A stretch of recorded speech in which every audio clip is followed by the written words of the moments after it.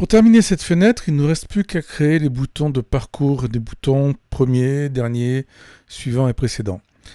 Alors je vous propose d'aller dans le volet création, de cliquer sur bouton, de placer un bouton par exemple par ici. Et cette fois, pour créer notre bouton, nous allons utiliser les styles. Vous faites un clic droit sur le bouton et vous prenez choisir un style. Et là, vous constaterez que dans les styles proposés, il y a déjà des boutons tout faits correspondant à ce que l'on cherche. En l'occurrence, je cherche un bouton qui pourrait correspondre à l'option premier. Ben regardez, celui-ci va très bien.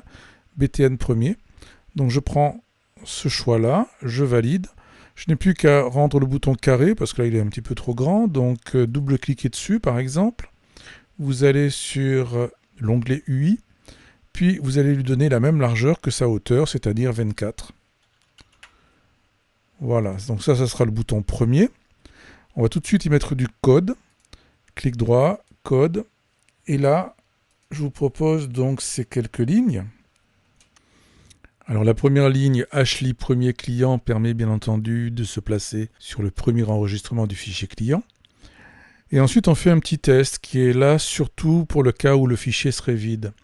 Donc si on est en dehors du fichier client, donc si on est positionné sur aucun enregistrement après avoir fait Ashley premier, c'est probablement que le fichier est vide. Donc ici, si on est en dehors du fichier client, on affiche un petit message, aucune fiche à visualiser. Ben sinon, on fait un fichier vers écran, on prend les données du fichier, on les envoie à l'écran. Donc on va faire la même chose pour les autres boutons.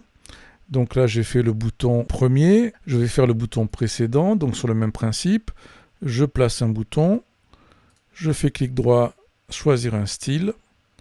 Je cherche le style correspondant à précédent, il est ici, et ça s'appelle BTN précédent. Double-clic sur le bouton, UI, 24 pour la largeur. Clic droit, code. Et voici les lignes de code du bouton précédent. Ici, on commence par faire un petit test. Au cas où on soit placé en dehors du fichier, on se positionne sur le dernier enregistrement.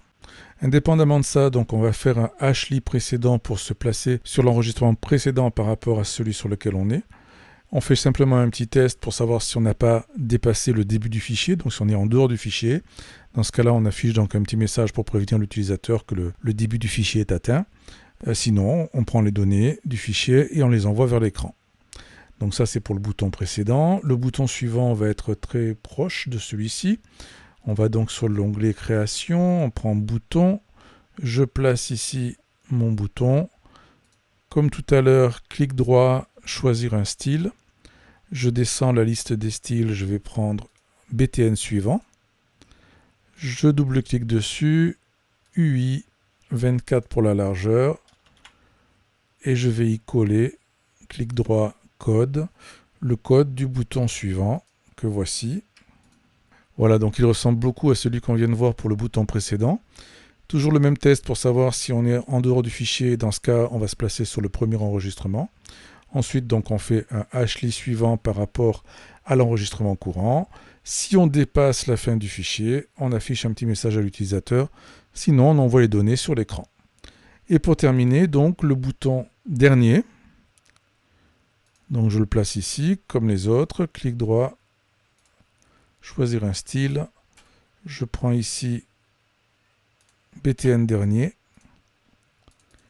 Je lui donne une largeur de 24 et je vais lui coller le code correspondant au bouton dernier. Donc là, je me positionne tout simplement sur le dernier enregistrement du fichier, Ashley dernier. Et toujours le même principe, si on est en dehors du fichier, c'est probablement parce qu'il est vide. Dans ce cas-là, un petit message d'erreur pour l'utilisateur. Sinon, on affiche les données à l'écran. Donc voilà, il ne nous reste plus qu'à tester. Je vais faire Go comme d'habitude. Je me place sur l'onglet Recherche client. Je clique sur Premier, Dernier, Précédent, Suivant. Voilà, les boutons fonctionnent parfaitement.